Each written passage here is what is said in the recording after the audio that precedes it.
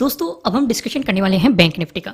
अगर आप bank Nifty का सिनेरियो देखेंगे, चाहे आप निफ्टी 50 की बात करो या निफ्टी फाइनेंशियल सर्विसेज की बात करो, पहले मैं आपको बता देता हूँ निफ्टी फाइनेंशियल सर्विसेज के बारे में।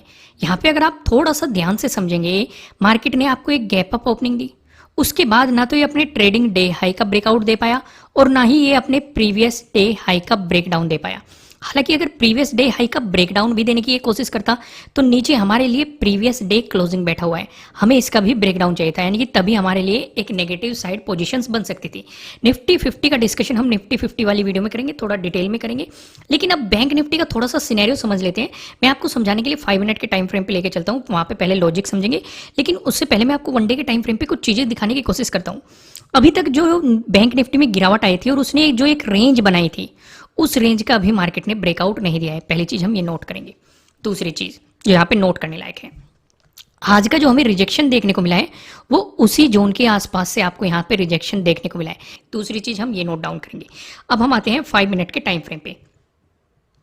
यहाँ पे आप देखेंगे हमारे लिए जरूरी क्या था कि भाई मार्केट यहाँ पे previous day high, previous day closing और ये है हमारा प्रीवियस डे लो, ठीक है। अब मार्केट ने एक गैप अप ओपनिंग दी। अब मार्केट गैप अप ओपनिंग दे रहा है, साथ के साथ में वो प्रीवियस डे हाई का ब्रेकआउट भी दे चुका है। अब उसके ऊपर कहीं ना कहीं प्राइस सस्टेन करने की कोशिश कर रहा है, लेकिन जो मार्केट ने अपना यहाँ पे जो एक रेंज बनाई, इसे नहीं निकाल पा रहा मार्केट। और ये मैंने आपको कई बार समझाया हुआ है कि मान लो ये कोई लेवल है, अगर मार्केट ऐसे जाके ऐसे आ जाता है तो इसे हम ब्रेकआउट कंसिडर नहीं करेंगे, इसे एज ए रेजिस्टेंस ही कंसिडर किया जाएगा। ब्रेकआउट उसे माना जाएगा जो प्रॉपर आपको क्लोजिंग मिलेगी। यहाँ पे आप देखेंगे नेक्स्ट वाली कैंडल को देखो, उससे ऊपर गई है लेकिन मार्केट ने इसका ब्रेकआउट नहीं दिया, आपके लिए नया ट्रेडिंग डे हाई ये बना दिया। फिर इस वाली कैंडल पे फोकस करो, नया ट्रेडिंग डे हाई ये बना लिया। फिर इस वाली कैंडल पे फोकस करो, नया ट्रेडिंग डे हाई आपके लिए मार्केट ने ये वाला बना दिया। तो यानी कि मार्केट अपने ट्रेडिंग डे हाई का ब्रेकआउट नहीं दे पा रहा है। उसके बाद हम फॉलोअर कैंडल देखते हैं, वो तो बाद की बात थी, पहली बात तो हमें ब्रेकआउट ही नहीं मिला है। तो यानी कि पॉजिटिव साइड तो सिनेरियो मार्केट का बन ही नहीं रहा है। अगर मार्केट अपने ट्रेडिंग डे हाई का प्रॉपर तरीके से ब्रेकआउट देता या ऊपर की तरफ मोमेंटम दिखाता तो हम पॉजिटिव साइड पोजीशन लेने के बारे में सोचते। पहली चीज क्लियर होगी। दूसरी चीज, ये वाला वो रेजिस्टेंस जोन है जो अभी मैंने आपको 1 डे के टाइम फ्रेम पे भी दिखाया था, इसलिए मैंने सबसे पहले आपको वो चीज दिखाई जिससे कि आप रिलेट कर पाए कि मार्केट यहाँ पे क्यों रुक रहा है। क्योंकि काफी लोगों की यही समस्या होती है ना कि यहीं पे क्यों रुक गया, तो इसलिए मैं आपको सबसे पहले 1 डे के टाइम फ्रेम पे लेके गया था। मैंने आपको रेंज दिखाई थी, मैं आपको एक बार फिर से दिखा देता हूँ जिससे आपको प्रॉपर आइडिया लग जाएगा। मार्केट में एक गिरावट आई थी, उसके बाद मार्केट ने एक रेंज बनाई थी, मार्केट उसी रेंज में फॉलो कर रहा था और उसी रेंज के आसपास से ये रिजेक्शन ले रहा है। यहाँ तक चीजें क्लियर हो गई क्यों रिजेक्शन ले रहा है इस जोन से। उससे पहले भी देखो, जरूरी नहीं कि अभी रिजेक्शन ले रहा है, उससे पहले भी मार्केट यहाँ से रिजेक्शन ले चुका है, सपोर्ट भी ले चुका है। इंपॉर्टेंट सारी चीजें आपको पता है, क्योंकि अगर सपोर्ट है ब्रेकडाउन मिलेगा तो वो रेजिस्टेंस की तरह एक्ट करेगा, ब्रेकआउट मिलेगा फिर सपोर्ट की तरह एक्ट करेगा, ब्रेकडाउन मिलेगा फिर से रेजिस्टेंस की तरह एक्ट करेगा। सपोर्ट था, ब्रेकडाउन मिला, रेजिस्टेंस की तरह एक्ट कर रहा है, ब्रेकआउट मिला फिर से सपोर्ट की तरह एक्ट किया, ब्रेकडाउन मिला, अभी रेजिस्टेंस की तरह एक्ट कर रहा है। समझ पाए आप इस चीज को? वापस वहीं पे आते हैं। अब यहाँ पे हमें एक चीज तो कंफर्म हो गई कि भाई अगर मार्केट इस जोन को निकालता और हमें फॉलोअर कैंडल मिलती तो पॉजिटिव साइड हम पोजीशन बनाने के बारे में सोचते। पहली चीज हमें क्लियर हो गई। दूसरा सवाल यहाँ पे ये उठ जाता है कि भाई चलो हमें पॉजिटिव साइड पोजीशंस नहीं मिल रही है तो क्या नेगेटिव साइड पोजीशन बना ले। खुद सोचो, क्या ऐसा पॉसिबल है? अगर मार्केट आपको ब्रेकआउट नहीं दे रहा है तो इसका मतलब उसके साइडवेज जाने की पॉसिबिलिटी ज्यादा है। रीजन क्या है? नीचे आपके लिए एक सपोर्ट तो ये बैठा हुआ है, ये क्या हो गया? Previous day high. दूसरा सपोर्ट आपके लिए बैठा हुआ है, ये क्या हो गया? Previous day closing. तीसरा मार्केट ने आपको बना के दे दिया, ये क्या है? ट्रेडिंग डे लो। अब 3 सपोर्ट बैठे हैं। खुद सोचो, नेगेटिव साइड पोजीशन लेना क्या समझदारी होगी? खुद से सवाल पूछो। ये मैं आपसे ये पूछना चाहता हूँ, ये सवाल अपने आप से पूछो कि जब आपको इतने सपोर्ट दिखाई दे रहे हैं, कल आपको क्या समझाया गया था? अगर गैप अप ओपनिंग मिल गई और मार्केट रिवर्सल आने लगा, स्कैल्पिंग जरूर कर लेना, लेकिन एक लॉन्ग पोजीशन जब तक वो प्रीवियस डे क्लोजिंग का ब्रेकडाउन देके नीचे मोमेंटम नहीं दिखाता तब तक नेगेटिव साइड स्कैल्पिंग करने की गलती से भी मत सोच लेना। वो स्कैल्पिंग कह रहा हूँ, पोजीशन बनाने की गलती से भी मत सोच लेना। समझ में आया यहाँ तक चीजें? और ये देखो मार्केट इसी जोन में घूमता रहा भाई, कहीं ना कहीं वो अपने प्रीवियस डे, देखो ट्रैपिंग इसे कहते हैं। काफी लोग ये कंफ्यूज होते हैं कि यहाँ पे देखो मार्केट ने आपको ब्रेकडाउन दिया, किसका ब्रेकडाउन दिया? प्रीवियस डे हाई का। पर खुद ही सोचो, नीचे जब सपोर्ट बैठा हुआ है प्रीवियस डे क्लोजिंग का तो नेगेटिव साइड पोजीशन लेने का बनता ही नहीं। जिसे ये जानकारी नहीं है कि प्रीवियस डे क्लोजिंग सपोर्ट की तरह एक्ट कर सकता है, उसने यहाँ पे पोजीशन ली होगी, या तो मार्केट साइडवेज चला गया, ना तो ऐसा लेट किया, ना ही उसके प्रीमियम को बढ़ाया।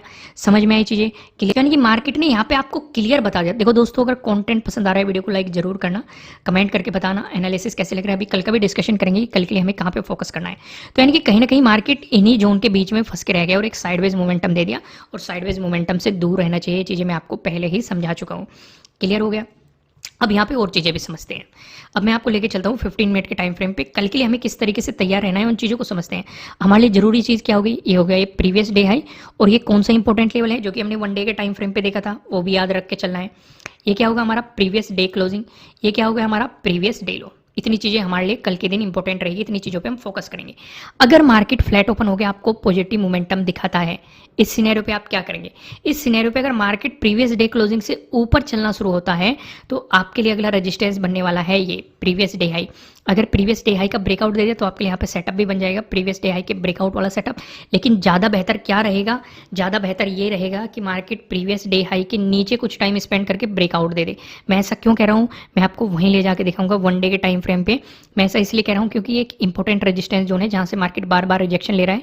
लेकिन अगर इसके नीचे कुछ टाइम स्पेंड करके मार्केट ब्रेकआउट दे देगा तो हमारे लिए ज़्यादा बेहतर रहेगा कि हम ये सोचेंगे कि भाई प्राइस ऊपर सस्टेन कर जाएगा, फिर हमारे लिए इंपॉर्टेंट हो जाएगा 45,000। चीज़ें क्लियर होगी। दूसरा डिस्कशन चलो मैं ये भी कर देता हूँ, अगर मार्केट सीधे ही इसका ब्रेकआउट दे रहा है, अगर आप पोजीशन में पहले से बने हुए हैं तो अपने स्टॉप लॉस को ट्रेल करेंगे और मोमेंटम को पकड़ने की कोशिश करेंगे। लेकिन अगर नई पोजीशन बनाने की कोशिश कर रहे हैं कि मार्केट इस जोन से बाहर निकल चुका है, नई पोजीशन बना लेते हैं, वो गलती मत कर देना। समझ में आ गया? क्योंकि ऊपर एक मजबूत रेजिस्टेंस बैठा हुआ है, राउंड लेवल भी है और 45,000 का एक मजबूत रेजिस्टेंस भी है। चीज़ें क्लियर होगी। वहीं पे अगर मार्केट फ्लैट ओपन हो गया, आपको नेगेटिव मोमेंटम दिखाता है। दोस्तों इसका डिस्कशन करने से पहले मैं आपको बता दूं, आपके लिए किसी भी तरह का ना तो कोई बाय रिकमेंडेशन है, ना ही कोई सेलिंग रिकमेंडेशन है। ये जस्ट एजुकेशनल पर्पज से बनाई गई एनालिसिस वीडियो है। इन्वेस्ट करने से पहले आपको अपनी रिसर्च करनी है, अपने इन्वेस्टर की सलाह लेनी है, क्योंकि प्रॉफिट भी आपका होने वाला है, लॉस की जिम्मेदारी भी आपको अपने आप लेनी है।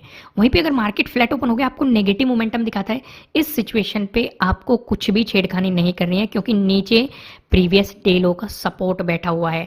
तो बेहतर क्या है, मार्केट प्रीवियस डे लो का ब्रेकडाउन दे, तभी आप नेगेटिव साइड पोजीशंस के बारे में सोचेंगे, पोजीशन बनाने के बारे में सोचेंगे। उससे पहले आप नहीं सोचेंगे, इस चीज़ को आप ध्यान रखेंगे। यहाँ तक चीज़ें क्लियर होगी। आपके लिए इंपॉर्टेंट सपोर्ट इस वाले जोन में बन सकता है। इसका ब्रेकडाउन मिला तो 44,100 पे पॉसिबिलिटीज़ है, इसका भी ब्रेकडाउन मिला तो 44,000 आपके लिए एक राउंड लेवल है, यहाँ पे सपोर्ट बनने की पॉसिबिलिटीज़ है। यहाँ तक चीज़ें क्लियर होगी। वहीं पे दूसरा डिस्कशन भी करते हैं। अगर आपको गैप अप ओपनिंग मिलती है, इस सिनेरियो पे आप क्या करेंगे? इस सिनेरियो पे आप पूरा फोकस अपने प्रीवियस डे हाई पे रखेंगे। इससे कितनी दूर और कितनी नज़दीक मार्केट गैप अप ओपनिंग दे रहा है। अब इस चीज़ को समझो, ये जो गैप अप ओपनिंग मिली है, ये उसी रेजिस्टेंस जोन के पास मिली थी जो हमने 1 डे के टाइम फ्रेम पे देखा था। अगर मार्केट फिर से इसी रेजिस्टेंस जोन के पास गैप अप ओपनिंग दे रहा है और यहीं पे ही टाइम स्पेंड करके ब्रेकआउट दे देता है, तो इसका मतलब मार्केट ने उस रेजिस्टेंस जोन को निकालने की मार्केट कोशिश कर रहा है। अगर प्राइस ऊपर सस्टेन कर गया तो पॉजिटिव साइड पोजीशंस की मार्केट अपॉर्चुनिटी देगा। लेकिन अगर मार्केट ने गैप अप ओपनिंग देके जैसे यहाँ से रिवर्सल दिखाया, वैसा रिवर्सल दिखाने लगा, तो आपको फोकस ये करना है कि आपका ट्रेडिंग डे लो कहाँ पे बन रहा है। अगर ट्रेडिंग डे लो यहीं पे आसपास है, मार्केट ने उसका ब्रेकडाउन दे दिया तो सपोर्ट बनेगा प्रीवियस डे क्लोजिंग। इसका भी ब्रेकडाउन मिल गया तो प्रीवियस डे लो आपका दूसरा सपोर्ट बनने की पॉसिबिलिटीज़ है। बाकी अगले सपोर्ट आपको पता है कि कहाँ कहाँ पे सपोर्ट बनने की पॉसिबिलिटीज़ हो सकती है। वहीं पे अगर मार्केट आपको गैप डाउन ओपनिंग दे देता है, इस सिनेरियो पे आप क्या करेंगे? इस सिनेरियो पे आपका पूरा फोकस रहेगा प्रीवियस डे लो पे। अगर मार्केट इसी के आसपास आपको गैप डाउन ओपनिंग दे रहा है, ब्रेकडाउन देके नीचे चलता है, तो आपको पता है नीचे की तरफ आपकी सपोर्ट बनने की पॉसिबिलिटीज़ कहाँ कहाँ पे हैं। लेकिन अगर मार्केट यहीं पे ही प्रीवियस डे लो के आसपास गैप डाउन ओपनिंग देके मोमेंटम दिखा देता है, जब तक प्रीवियस डे क्लोजिंग को ऊपर नहीं निकालता तब तक आपको पोजीशंस के बारे में नहीं सोचना है पॉजिटिव साइड।